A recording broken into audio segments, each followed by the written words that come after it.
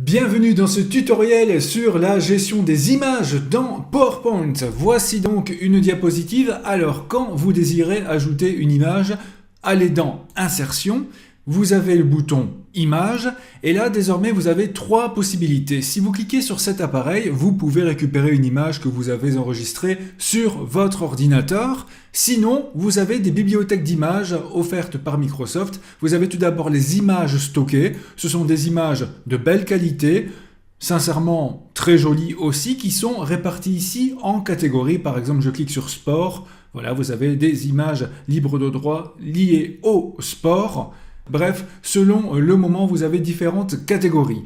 Vous avez aussi ici des icônes, où là vous voyez bien ce que c'est. Donc si vous avez déjà vu la vidéo sur les icônes, plein de petits symboles et pictos qui peuvent être utiles. Vous avez aussi des vignettes de personnes. Donc là, ce sont des personnes, voilà, dans différentes situations, avec un fond transparent, comme vous pouvez le voir, que vous pouvez ajouter dans vos PowerPoint, pourquoi pas, voilà, avec un affichage sur une pancarte. Vous avez aussi des autocollants, où là, voilà, vous avez plutôt ici des dessins, plutôt peut-être pour un public jeune. À vous de voir évidemment quelle est l'utilité de votre présentation. Et sinon, vous avez aussi des illustrations, où là, eh bien, vous voyez aussi d'autres dessins, peut-être un poil plus sérieux selon les catégories. Bref, vous voyez que vous avez du choix. Et ce n'est pas tout, vous avez aussi les images en ligne, où là, en fait, c'est la recherche Bing, comme si vous alliez sur le site Bing, Bing Images, et si vous tapez un mot-clé, par exemple, voilà, je tape les fruits, et vous avez les premières images de fruits qui apparaissent dans Bing. Donc à vous de voyager à travers toutes ces catégories pour trouver la bonne image pour votre diapo. Alors moi je vais aller dans les images stockées ici pour l'exemple et je vous insère une jolie image, voilà, j'ai cliqué dessus, insérer, vous pouvez bien sûr cliquer sur plusieurs d'entre elles et elles s'inséreront toutes. Là pour l'instant je vais m'en contenter d'une seule, insérer, clac, voilà. Et désormais, quand vous ajoutez une image, vous avez directement les idées de conception par défaut qui apparaissent à droite, qui permettent d'ajouter un effet très rapide sur l'ensemble de la diapo. Donc voilà, si par exemple je clique là-dessus, directement on a notre image avec différentes illustrations. Donc si vous manquez de temps, pourquoi pas? Et voilà, j'ai ajouté également un autocollant et vu que j'ai deux images, vous voyez qu'il propose des idées de conception pour les deux images. Bon, première chose, pour déplacer une image, il suffit de cliquer dessus, de laisser le bouton de la souris enfoncé et de bouger, de la déplacer où vous le désirez. Voilà, c'est parti. Pour la redimensionner, n'oubliez pas que vous avez les petites bouboules dans les coins. Pourquoi dans les coins? Car cela permet par défaut de garder les proportions, de ne pas déformer l'image. Par contre, si vous désirez réellement la déformer, alors prenez les petites bouboules intermédiaires où là, voilà, vous pouvez vraiment la déformer horizontalement et verticalement. Bien évidemment, la petite roulette que vous pouvez laisser enfoncer et en bougeant la souris, vous pouvez la retourner dans tous les sens. Alors, chose importante, quand vous cliquez sur une image, vous avez toujours l'onglet format de l'image qui apparaît et là, vous pouvez absolument tout faire concernant les images. Parcourons cela ensemble. Je vais commencer avec le bouton des corrections. Et là, je peux ajuster la netteté. Si je prends ceci, l'image est un peu plus floue. Par contre, de l'autre côté, là, nous avons des bords qui sont beaucoup plus mis en avant, surtout autour des objets de mon image. Vous avez aussi la possibilité d'ajouter ou diminuer la luminosité et le contraste. Quelques modèles ici, vous voyez un peu plus sombre, ou alors en allant dans la luminosité plus, mais cela peut vraiment être utile si vous voulez facilement ajouter un peu de luminosité pour une image par exemple trop sombre. Vous avez en dessous les options de correction de l'image et là vous pouvez absolument tout gérer avec précision. Tout d'abord la netteté, voilà, un peu plus flou, un peu plus net, à vous de voir, donc grâce au pourcentage ici. Vous avez également la luminosité et le contraste, bref, grâce à ces petites jauges, vous pouvez vraiment avoir le résultat idéal pour vous. Ensuite, nous avons les couleurs. Et là, vous avez la saturation, nuance, recolorier. Donc tout d'abord, vous voyez ici tout simplement transformer l'image en noir et blanc, en nuance de gris, ou alors insister beaucoup plus sur les couleurs. Vous voyez par exemple ici, le ciel est beaucoup plus mis en avant, les couleurs sont beaucoup plus pétantes que dans l'original. La nuance des couleurs, ici par exemple notre ciel qui a des couleurs un peu plus chaudes ou plus froides. Et vous pouvez aussi recolorier par exemple un peu plus de nuances de bleu, de rouge, dans votre image jaune, orange. Vous avez aussi d'autres variations où là vous pouvez choisir exactement la couleur que vous allez mettre en avant dans votre image. Et si ce n'est pas suffisant, dans autre couleur, là vous avez encore plus de possibilités et dans personnaliser, vous pouvez vraiment avoir la nuance exacte. Toujours dans couleur, si vous allez dans les options de couleur de l'image, là vous récupérez les jauges exactes pour la saturation et la température, un peu plus chaud, un peu plus froid, comme vous pouvez le voir. Ce qui est intéressant aussi dans couleur, c'est la couleur transparente. Je vous explique cela en insérant une nouvelle image. Je vais essayer d'en trouver une avec par exemple un fond uni. Voilà par exemple cette image-ci, le fond est vraiment uni, je l'insère et vous allez très vite comprendre. Je clique sur l'image, format de l'image, couleur, couleur transparente et là je vais cliquer sur le fond. Et voilà ce que cela donne, le fond a disparu, est devenu transparent et je peux déplacer mon image comme je le veux pour qu'elle se confonde avec l'image d'arrière-plan. Bien sûr, la couleur transparente ne fonctionne ici qu'avec un fond uni. Maintenant, si vous avez un fond avec plusieurs couleurs différentes, comme par exemple dans cette image-ci, alors je vous conseille d'aller plutôt ici, dans format de l'image, dans supprimer l'arrière-plan.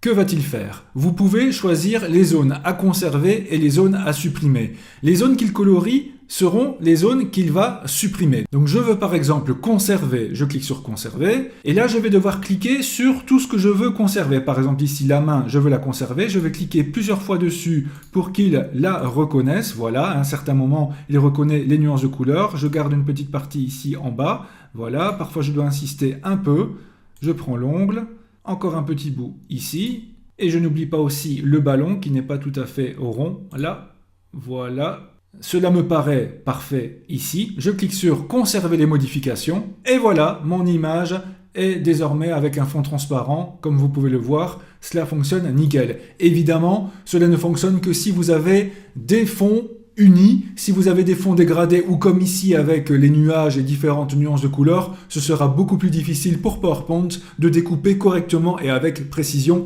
c'est tout à fait normal. Allez, je reviens à mon image de base, format de l'image, et cette fois-ci, allons dans les effets artistiques, où là, vous avez très rapidement quelques effets, par exemple des effets noir et blanc, croquis, craie, flou, dessin, bande dessinée, comme vous pouvez le voir, donc quelques effets assez rapides, négatifs et bien d'autres. Si vous cliquez sur le bouton transparence, eh bien cela permet de rendre, l'image un peu plus transparente, d'avoir un peu une image en filigrane. Si par exemple vous désirez ajouter du texte par-dessus ou d'autres choses, et pour que ce texte soit bien lisible, eh bien voilà, la transparence peut être une belle idée. Si vous cliquez sur les options de transparence d'image, eh bien ici vous pouvez vraiment choisir avec précision la transparence que vous désirez donner à l'image. Ce qui peut être sympa aussi, c'est le bouton rétablir l'image. Imaginons, vous désirez revenir à l'image de base, à l'image originale, et bien vous cliquez sur rétablir et voilà, nous récupérons l'image comme prévu. Mais si vous cliquez sur annuler, vous récupérez évidemment toutes les modifications que vous venez d'effectuer. Je réduis un peu mon image pour vous montrer la suite. Évidemment, ici dans style d'image, vous avez plein d'effets prédéfinis, comme par exemple, et bien voilà, quelques encadrés, quelques effets d'ombre et autres. Comme vous pouvez le voir, pour votre image, vous pouvez le dérouler avec le petit bouton en bas à droite et ainsi avoir des choses assez jolies et modernes. Petit conseil, si vous voulez moderniser un peu votre image, ici nous avons voilà l'image de base avec des bords simples. Et regardez, si je fais simplement ceci, et bien voilà, ce petit effet d'ombre donne vraiment un autre cachet à l'image. C'est beaucoup plus moderne et joli, donc je vous le conseille, c'est tout bête, mais cela donne un tout autre effet à votre image. Vous voyez la différence avec ou sans. Sinon, nous pouvons évidemment personnaliser la bordure de l'image. Par exemple, voilà, je veux une bordure noire et une bordure un peu plus épaisse. Et bien voilà, vous avez ceci. C'est très facile. N'oubliez pas que vous pouvez aussi ajouter, par exemple, des bords un peu moins droits, un peu moins nets, avec cet effet un peu dessin. Voilà, ça peut avoir son effet aussi. Mais également choisir des tirets. Pourquoi pas un bord en pointillé ou autre. Et là aussi, donc, vous pouvez choisir exactement la couleur de bord que vous désirez. Nous avons ici les effets d'image, donc là, les effets d'ombre. On en avait déjà mis une, mais vous pouvez la personnaliser.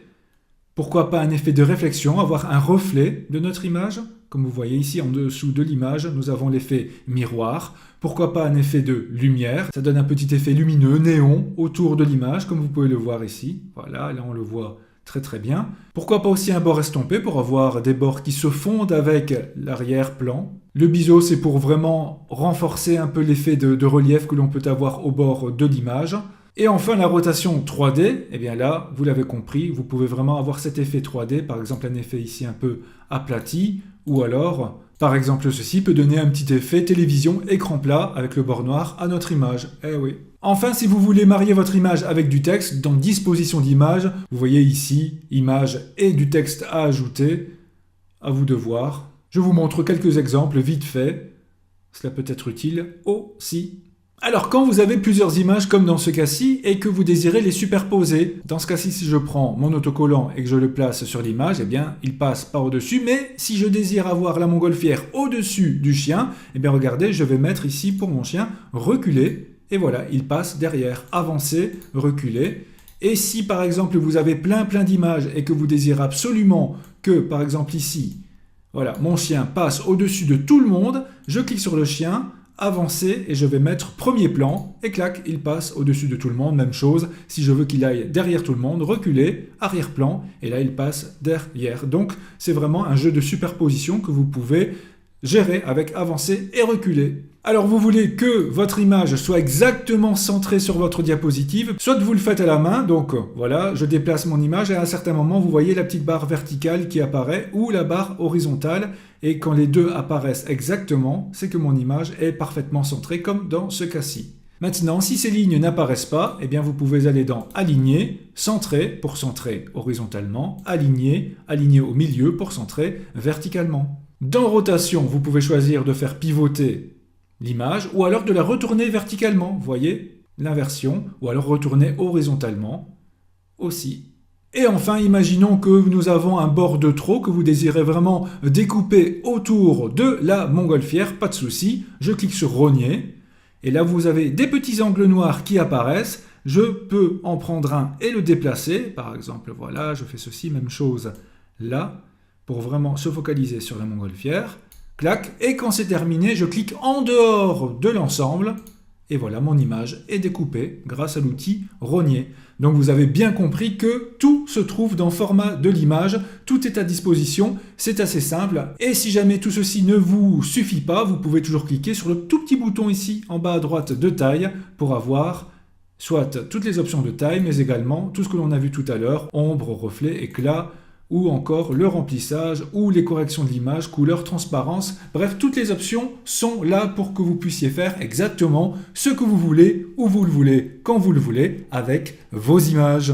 Voilà, j'espère que tous ces petits outils rapides vous seront super utiles. Réaliser de jolis PowerPoint, vous en serez fiers, j'en suis sûr. Merci d'avoir visionné cette vidéo avec moi, et je vous dis à très bientôt.